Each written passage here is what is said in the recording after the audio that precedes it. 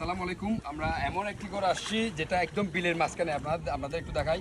এখানে চারিদিকে আসলে পানি আর পানি, আসলে পানির ভিতর দিয়ে হেঁটে আমরা সবাই কষ্ট করে আসছি, কেননা এই বাড়িগুলো একদম একটা একটা বাড়ি ছাড়া এখানে আর কিছু নেই।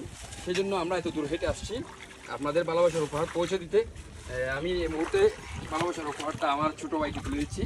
ইনশাল্লাহ তারা অনেক খুশি হয়েছে আমাদেরকে দেখে, কেননা এখানে তো এসে এত দূরে এসে পানির ভিতরে হেঁটে এসে সবাই কিন্তু এত ত্রাণ দিবে না। সো আমরা আসলে লাকি। আমার সংগঠনের সবাইকে অসংখ্য ধন্যবাদ জানাচ্ছি, তারা অনেক কষ্ট করছে।